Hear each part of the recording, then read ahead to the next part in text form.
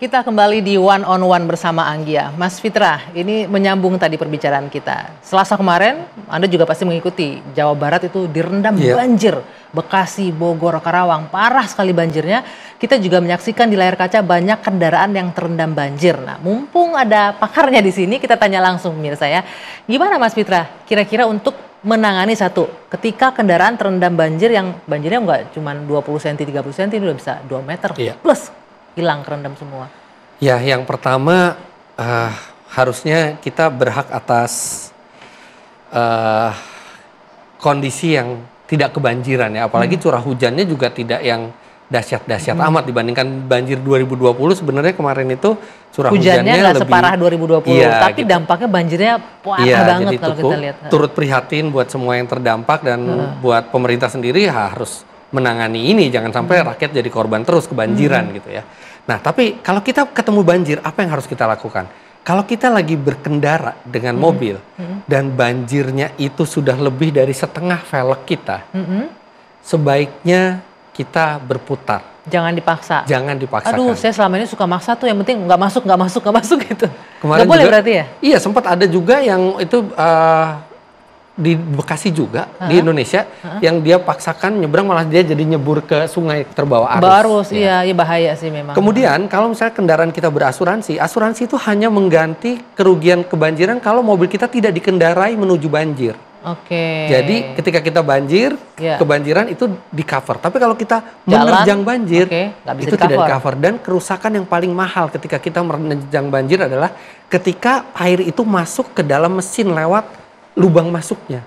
Itu akan menimbulkan sesuatu fenomena yang namanya water hammer. Di mana piston yang mestinya hanya mengkompresi udara, tiba-tiba ada air. Dan air ini tidak bisa dikompresi. Jadi dia akan merusak bagian-bagian mesinnya. Mesin bisa langsung jebol dalam sesaat kalau masuk air. Itu namanya water hammer.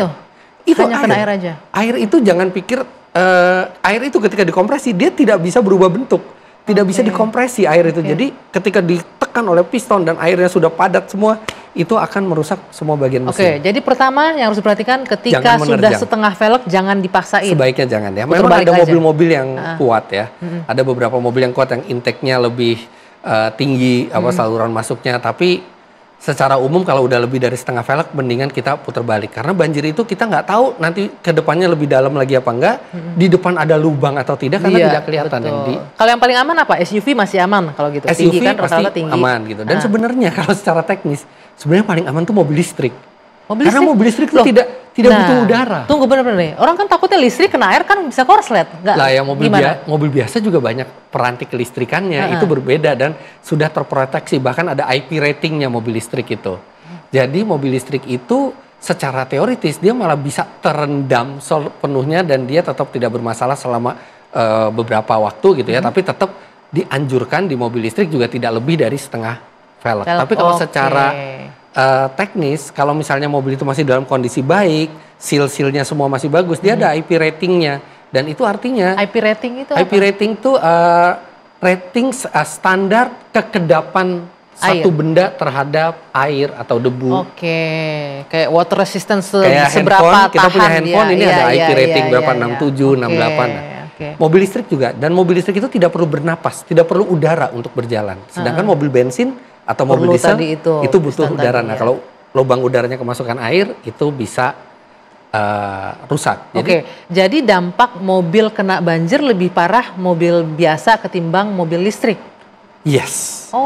Jadi kecuali jangan khawatir kalau nih udah mobil listrik diam, kerendam semuanya, air udah masuk ke dalam mobil semua, itu sama aja mau mobil listrik mau mobil sama kerusakannya. Bensin. Ini kalau dalam kondisi yang setengah velg tadi lebih aman mobil listrik. Yes, kalau kita menerjang banjir memang lebih aman mobil listrik secara teknisnya ya. Tapi semua tergantung dari kondisi mobil masing-masing. Nah, kalau kita lihat tadi di gambar itu kan rata-rata mobil diem. Kerendamnya udah nggak sepelek lagi tuh, sampai kaca bahkan sampai atapnya ketutup. Nah, apa yang harus bisa dilakukan untuk memperbaiki mobil yang sudah terendam banjir? Nomor satu yang paling penting, jangan coba di starter.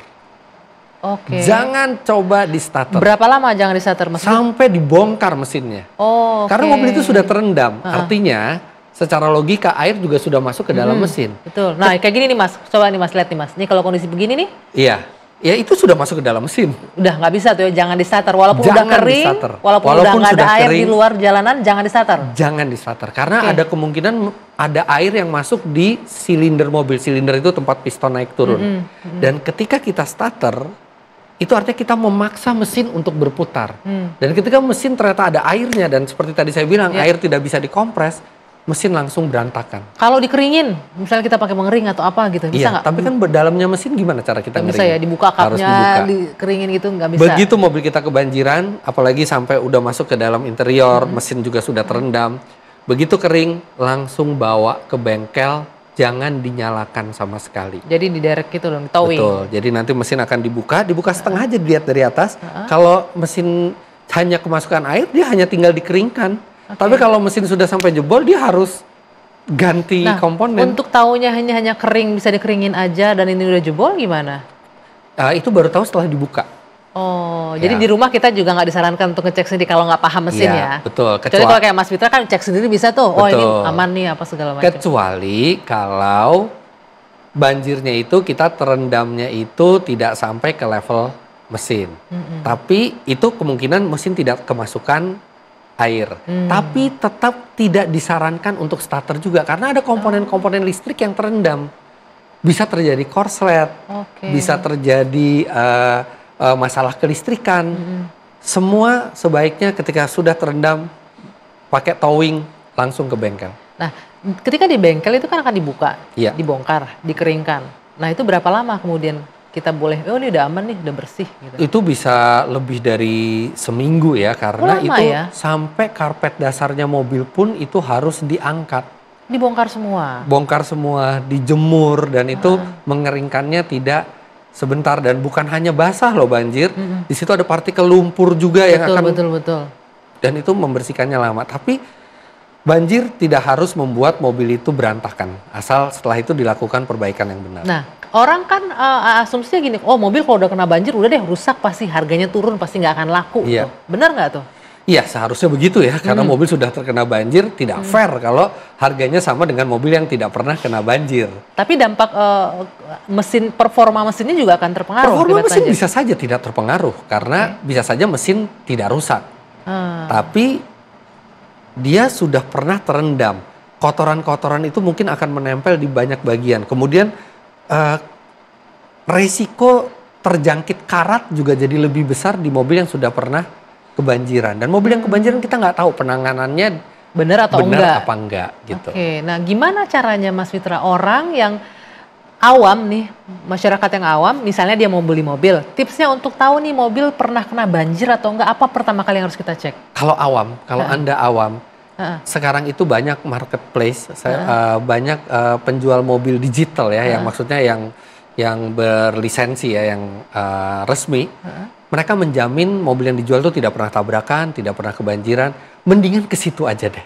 Bisa kita percaya itu? Ya, pilih yang institusinya yang benar ya, yang besar ya. Nah, selain pilih ke sana, ada lagi nggak tips lain untuk yang pengen tahu caranya nih, cek ininya, cek apanya? Kita bahas nanti. Kalau kita jeda dulu. One on one bersama Anggi akan kembali sesaat lagi.